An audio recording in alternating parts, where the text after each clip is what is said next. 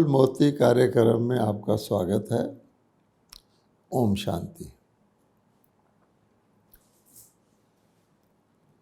मनुष्य परमात्मा को क्यों याद करता है? तो हम देखते हैं कि युगों से कम 2 युगों से, द्वापर युग से मनुष्य परमात्मा को याद करते आए हैं। मनुष्य परमात्मा को दयालु, कृपालु, क्षमा करने वाला गलतियों के लिए मानते हुए परमात्मा को याद करते हैं, परमात्मा की आरती वंदना करते हैं, परमात्मा के आगे प्रार्थनाएं करते हैं। हे परमात्मा, मेरे पर कृपा करो, मेरे पर रहम करो, मुझे क्षमा करो। इस प्रकार से वो समझते हैं कि अगर उनको कोई दुख होता है, मन के अंदर उनको कोई अशांति पैदा होती है, इसी प्रकार से उनकी आत्मा अंदर से उनको पुकारती है कि तुम यथार्थ नहीं जी रहे हो जीवन, तुमने किसी को दुख दिया है, तंग किया है। तो मनुष्य परमात्मा को याद करते हैं कि ये तो मेरे से हो गया, लेकिन हे परमात्मा, आप दयावान हो, कृपावान हो, क्षमा के सागर हो। God have mercy on me, pardon me. और हम देखते हैं उसी आधार पर इस दुनिया के अंदर भी कई व्यक्ति बहुत बड़ी बड़ी गलतियां कर लेते हैं अपने कर्मों के हिसाब से, बुद्धि के हिसाब से, फिर भी उनको बड़ी बड़ी सज़ा भी हो जाती है। फिर भी आज की कलयुग में भी पावर ऑफ पार्डन रहती है। किस देश के हेड के पास, राष्ट्रपति के पास पावर ऑफ पार्डन रहती है कि कोई व्यक्ति को बहुत बड़ी सज़ा भी मिल जाए तो उसको वो सज़ा घटा सकते हैं, उसको माफ़ कर सकते हैं, अगर वो सच्चे दिल से अपनी गुनाह को, अपनी गलती को स्वीकार करके रियलाइज़ करता है। क्रिश्चियनिटी में भी हम जानते हैं एक कन्फेशन का सिस्टम होता है, जिसमें कोई व्यक्ति जा कर के अपने गुनाह को कबूल करता है, उसके लिए पश्चाताप करता है, तो माना जाता है कि भगवान उसके गुनाह को किसी हद तक माफ़ कर देते हैं, सूली से कांटा कर देते हैं। पहले वक्तों में जज को भी पावर होती थी कि जज के आगे कोई व्यक्ति सच बोल देता था, अपना गुनाह कबूल कर लेता था, तो उसकी सज़ा को वो घटा देता था। आजकल भी वो पावर है, जज के मन में उसके लिए दया उत्पन्न होती है और वो समझता है कि ये व्यक्ति रियलाइज़ कर रहा है तो उसको कम से कम सज़ा देता है। तो इसी प्रकार से परमात्मा तो परमात्मा है। और वैसे इसके अलावा भी मनुष्य परमात्मा के लिए समझते हैं कि जब दुख का कोई भी इलाज नहीं होता, डॉक्टर भी कह देते हैं कि अब मेरे बस से बाहर है, अब तो उसी को याद करो, अगर कुछ कर सकता है तो भगवान ही कर सकता है। तो इसी प्रकार से जब मनुष्य के बस से बाहर की बातें हो जाती हैं तो परमात्मा का ही ध्यान करता है। इसलिए परमात्मा को दुख हर्ता कहा गया है। दुख हर्ता, सुख करता। परमात्मा बिगड़ी को बनाने वाला है। ये मनुष्य की बुद्धि बिगड़ जाती है तो कुछ नुकसान कर लेता है, तो भगवान को कहते हैं बिगड़ी को बनाने वाला परमात्मा है। और इसी प्रकार से और आगे चलो तो मनुष्यों की लाइफ में दुर्गति महसूस करते हैं, सदगति की पुरुषार्थ करते हैं, तो फिर मनुष्य मानते हैं कि आखिर हमारी गति सदगति करने वाला परमात्मा ही है। लोग मुक्ति के लिए इतने बंधन में अपने आप को महसूस करते हैं, मकड़ी जैसे अपना ही जाला बुनती है, उसके बीच में आ जाती है। तो मनुष्य अपनी अज्ञानता के कारण, गलतियों के कारण, अपने आदतों के कारण, संस्कारों के कारण स्वार्थ के कारण, विकारों के कारण अपने इर्द गिर्द जो जाला बुन लेते हैं, फिर उसके बंधन में आ जाते हैं, तो फिर वो कहते हैं हे परमात्मा आप हमें मुक्ति दो। और उसके लिए फिर मनुष्य जो उनसे बन सकता है, जप तप दान पुण्य आदि करते रहते हैं, इसी से भगवान रिझ जाएंगे, खुश होंगे और हमें इन दुखों से छुड़ाएंगे। और उसके अलावा हम देखते हैं मनुष्य ये भी मानते हैं कि परमात्मा तक जब उनके दुखों की आवाज़ पहुंचती है, परमात्मा जब ऊपर से उनको लड़ते झगड़ते अशांत देखता है, प्रेम की जगह घृणा करते हुए देखता है, शांति जगह की जगह अशांति फैलाते हुए देखता है, तो परमात्मा ऊपर से पैगंबरों को भेजता है, मैसेंजर्स जिसको कहा जाता है, हज़रत मोहम्मद को भेजता है, और उसके बाद महावीर को भेजता है, महात्मा बुद्ध को भेजता है, ईसा मसीह को भेजता है। इनको हम पैगंबर कहते हैं, सन ऑफ गॉड कहते हैं, डिवाइन फादर कहते हैं, धर्म स्थापक कहते हैं कि वो धरती पर आते हैं और पुनः शांति और प्रेम का संदेश देते हैं कि ऐ मानव, तुम मानव से क्यों लड़ता है, धर्म के नाम पर या किसी और नाम पर, रंग भेद के नाम पर, अमीर गरीब के नाम पर क्यों लड़ता है। तो हम देखते हैं बीच बीच में समय प्रति समय ये पैगंबर भी आते रहे हैं और मनुष्य समझते हैं कि भगवान ही इनको भेजता है ताकि दुनिया के अंदर शांति हो।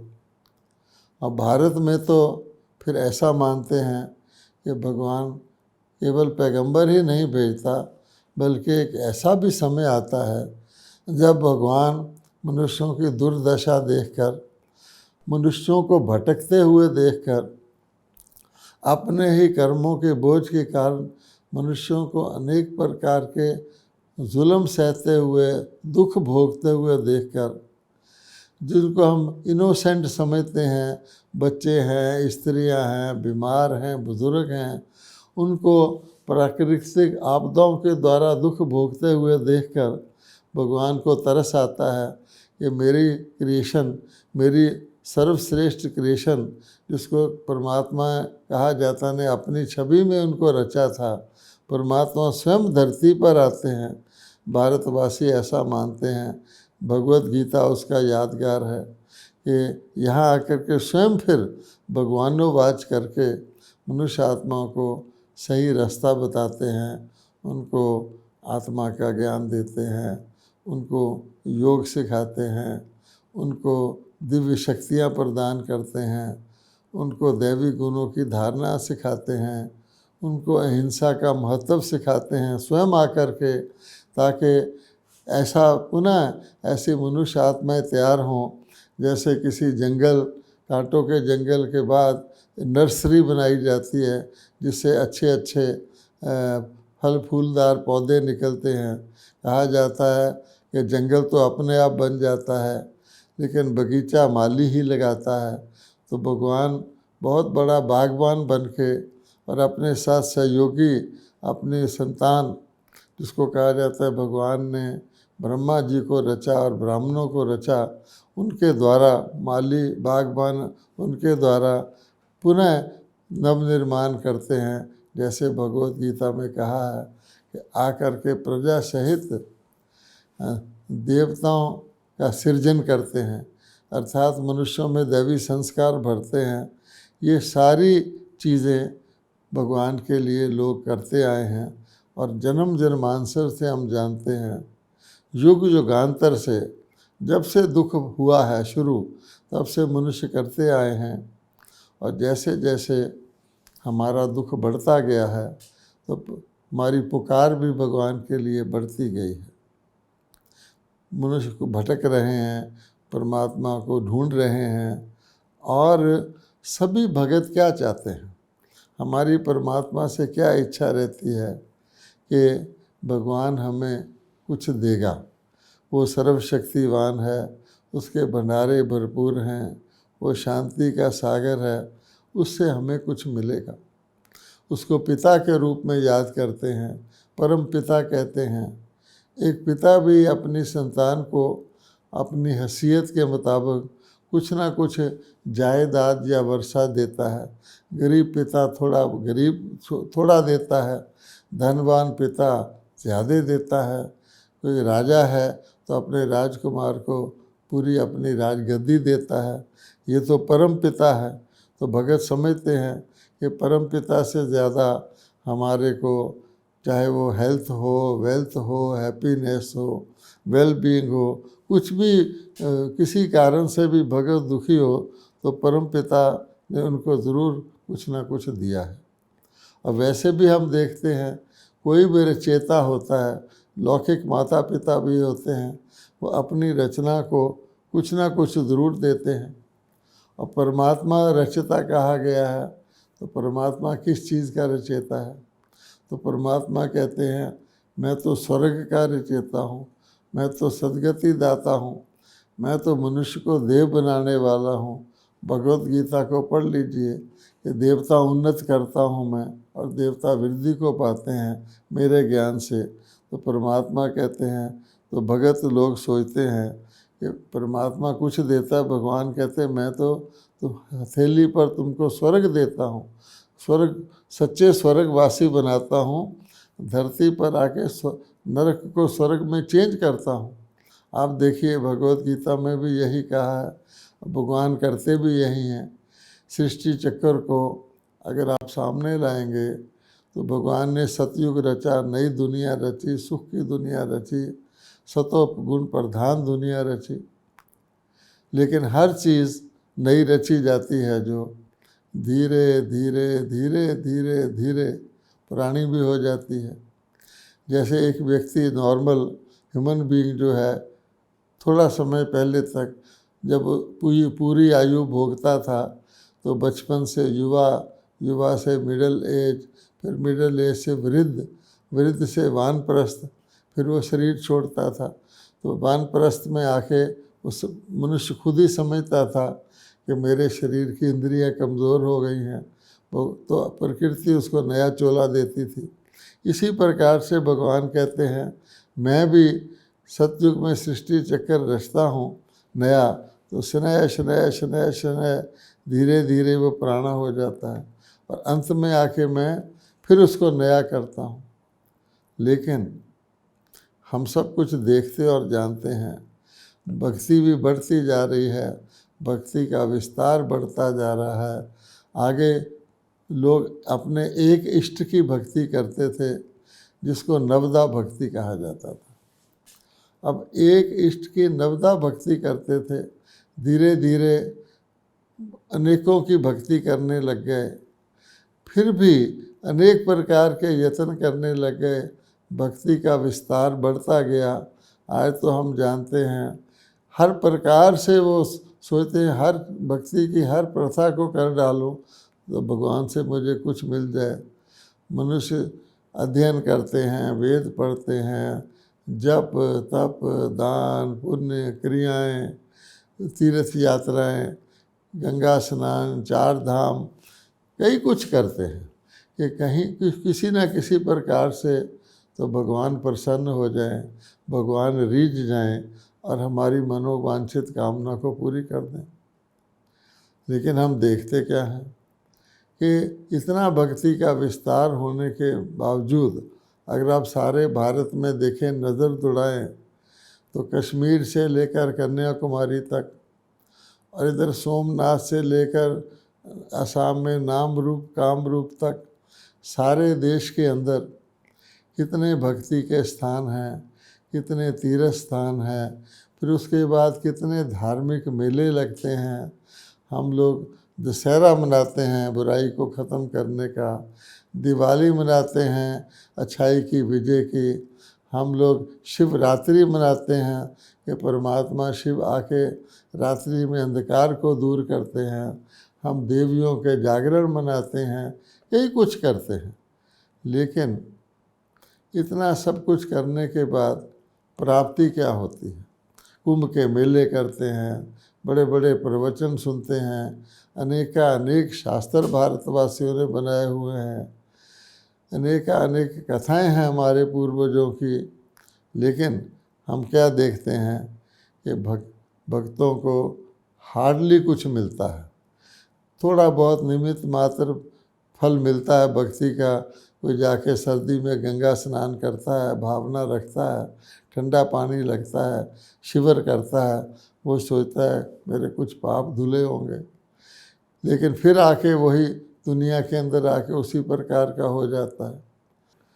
कोई व्यक्ति शमशान घाट में जाता है, अपने किसी रिश्तेदार आदि की चिता जलती हुई देखता है, उसके अंदर वैराग आता है, तो थोड़ी समय के लिए वो वैराग रहता है। किसी को जीवन में बुरे कर्मों के कारण कोई ठेस लगती है, किसी के लड़कियां होती हैं, एक बच्चा पैदा होता है, वो शरीर छोड़ देता है, उसको ध्यान आता है।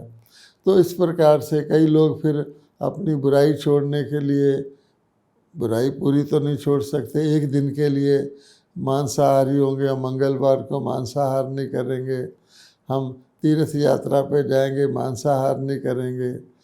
भोग विलास में भगत इतने लिप्त हो जाते हैं, हम देखते हैं कि मंदिरों के पुजारी तक भोगी होते हैं, और देवताएं इतने पवित्र होते हैं लेकिन पुजारी भोगी होते हैं। आज तो साधु महात्मा लोग भी शादियां करवाते हैं, जबकि खुद वो पवित्र रहते हैं। सब कुछ होते हुए हम क्या देखते हैं कि भगत को उसकी भक्ति का मन वांछित फल नहीं मिलता, और वो हैरान है कि ऐसा क्यों होता है। तो अगर आप इस बात को गहराई से देखेंगे तो इन सब चीज़ों का एक मुख्य कारण है, और वो मुख्य कारण क्या है कि मनुष्यों ने परमात्मा को सर्वव्यापी कह दिया है। ये परमपिता परमात्मा सब जगह मौजूद है, जिधर देखता हूँ उधर तू ही तू है। और सारे लोग जो भक्ति करते हैं, जो परमात्मा को याद करते हैं, जो शास्त्रों को पढ़ते हैं, जो देवी देवताओं को भी मानते हैं, चाहे वो ईसा मसीह को अपना मैसेंजर मानते हैं, लेकिन सारी दुनिया के लोग, एक विचित्र बात है कि परमात्मा को सर्वव्यापी मान लेते हैं। अब आप सोचिए, किसी ने इस बात पर गौर नहीं किया कि वो समझते हैं परमात्मा को सर्वव्यापी कहकर हमने परमात्मा की महानता को बढ़ा दिया है। परमात्मा सब जगह है, मेरे अंदर भी है, तेरे अंदर भी है। और कई लोग तो इससे भी आगे चले गए हैं, वो अपने आप को ही भगवान कहना शुरू कर देते हैं। आपने ऐसे लोग देखे होंगे जो अपने आप को शिवो हम शिवो हम शिवो हम कहते हैं, और उनके शिष्य को भी, सामने वाले को भी, अपने अनुयायी को भी शिवो हम का जाप देते हैं।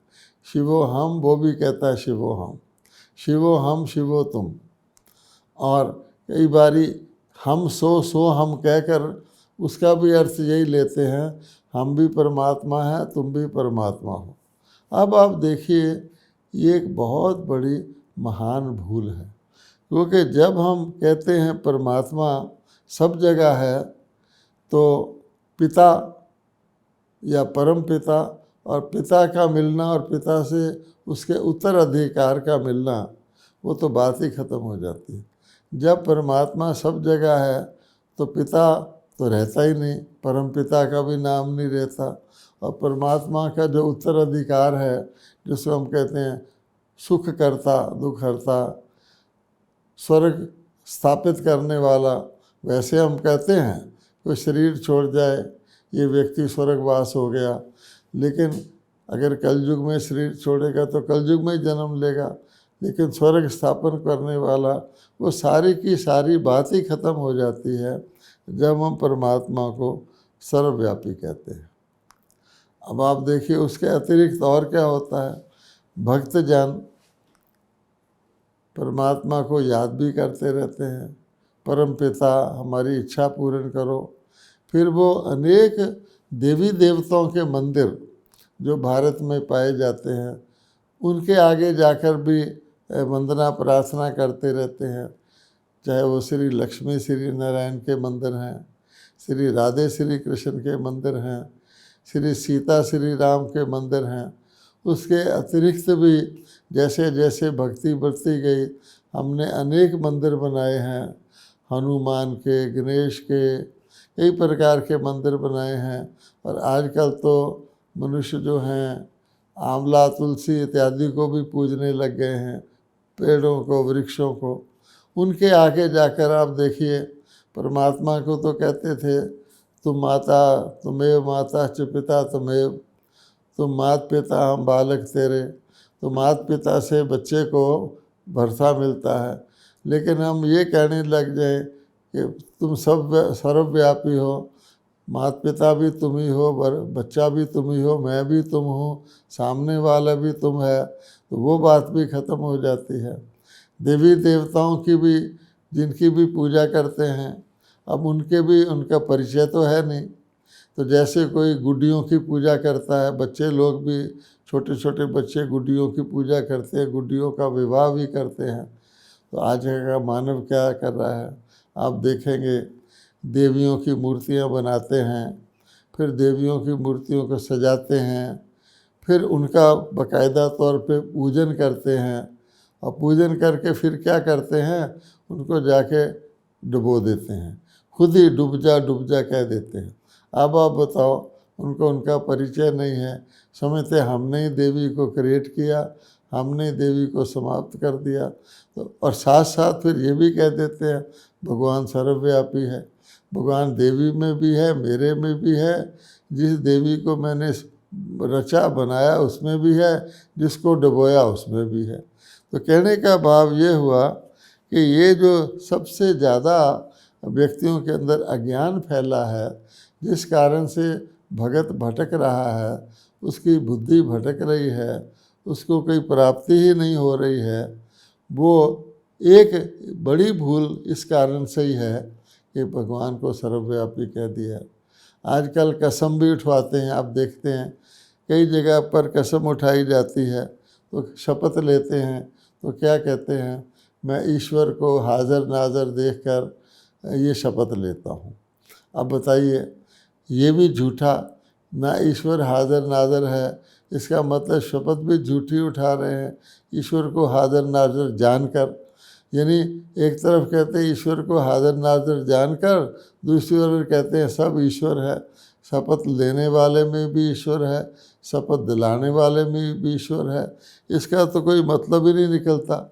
कोई व्यक्ति सब जगह ईश्वर कहता है, इसका मतलब क्या हुआ कि सबके अंदर ईश्वर ही काम कर रहा है। अब हम जानते हैं इस दुनिया के अंदर भी अलग अलग व्यक्ति का अलग अलग कर्तव्य होता है। किसी नाटक के अंदर भी अलग अलग पात्र का अलग अलग रोल होता है।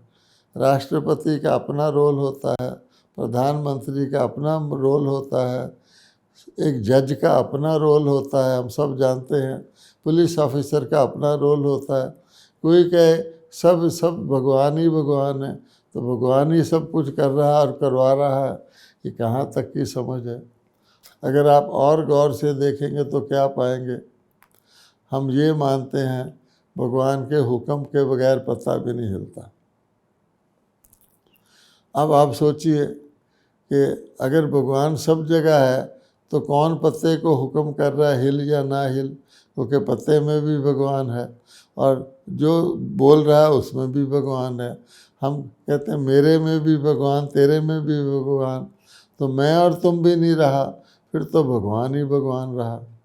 अगर आप इस बात को और गौर से सोचें, अगर सब कुछ परमात्मा ही करवा रहा है या कर रहा है, हम सब कुछ उसी के हुक्म से कर रहे हैं, तो आज दुनिया में जितने भी पाप हो रहे हैं, खराब कर्म हो रहे हैं, जिसके लिए लोगों को कोर्ट कचहरी में ले जाया जाता है, उसको सज़ा दी जाती है, किसी को फांसी भी लगाया जाता है, तो क्या परमात्मा ऐसे कर्म करवाता जो इस प्रकार के हैं? परमात्मा के गुण क्या हैं? क्योंकि गुण के अनुसार ही कर्म होते हैं। कई बार लोग कहते भी हैं कि अगर गंगा के पानी से पतित से पावन हो जाए तो मनुष्यों को जेल भेजने की क्या ज़रूरत है। सारे के सारे अपराधियों को गंगा स्नान करवा दो, वापस शुद्ध हो जाएंगे, ऐसे लोग कहते हैं। लेकिन ये तो परमात्मा की बात हो रही है। अगर परमात्मा ये सारे पाप करा रहा है तो दुख मैं क्यों भोग रहा हूँ, आप क्यों भोग रहे हैं? तो मानव दुख क्यों भोग रहा है? फिर मानव दुख भोग के परमात्मा को पुकार क्यों रहा है, हे भगवान मुझे दुख के लिए क्षमा करो। हम हॉस्पिटल में जाते हैं, हमें किसी भीषण रोग से हम पीड़ित हैं, हम उस रोग का दुख सचमुच भोग रहे हैं, रोग का भय और मृत्यु का भय हमें सता रहा है, हमारे अंदर अनेक संकल्प चल रहे हैं कि मेरे परिवार का क्या होगा, मेरी प्रॉपर्टी का क्या होगा, और ये भगवान ऐसे संकल्प करता है तो नहीं। और कहा जाता है जो वस्तु जहाँ होती है उसके गुण भी वहाँ होते हैं। तो भगवान अगर सब जगह है तो परमात्मा के गुण क्या हैं?